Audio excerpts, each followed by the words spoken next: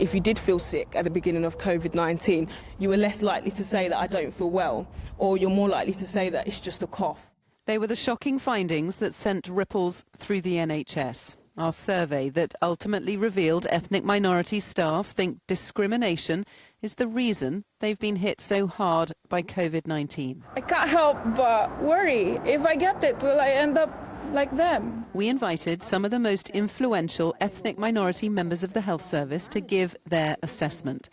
Dr. Farzana Hussain, who represents GPs, Joan Saddler's in charge of equality for NHS leaders, Dame Donna Kinnair from the Nurses Union, and two hospital bosses, Ifti Majid and Danielle Oum.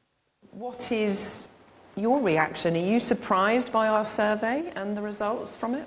It's harrowing, isn't it, actually, when you hear the testimonies. It certainly resonates with what I hear. I hear fear, I hear anxiety, I hear mistrust. Well, it's horrifying, isn't it? But it's for me, this is what structural inequality is. What we hear time and time again is inadequate equipment, inadequate PPE, exposure at the front line, and people actually in fear of their lives. Now, it's not the individual's responsibility as an employer, it is your responsibility to provide safety. Joan, who helps lead the Equality and Diversity Council for NHS England, admits their reaction to the safety of staff was too slow.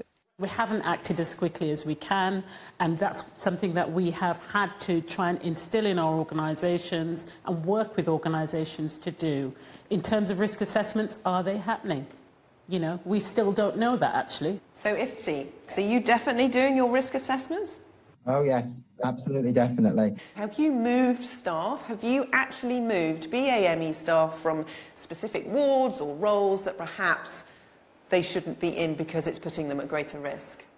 We have moved staff, yes, we have. So I am not in favour of adopting, wholesale segregative approaches where we move staff en masse out of the front line.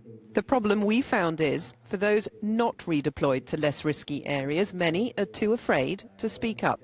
Unless the workforce is properly supported and representing the communities that it serves, it is quite difficult for colleagues to have that level of confidence.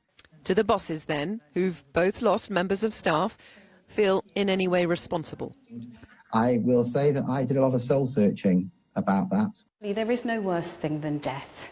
So when you're steering death and the impact of this and the inequalities on individuals, you've got to take some action. You've got to do something about it.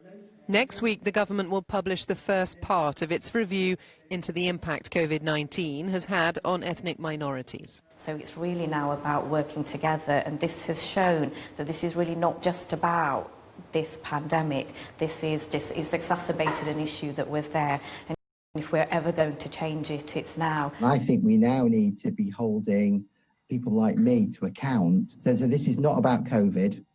This is about how we manage the reset, how we manage forward in the NHS. Ifti and Danielle are rare voices given their seniority and ethnicity. They know only too well the importance of ensuring their colleagues are heard, represented and looked after, something that surely sounds like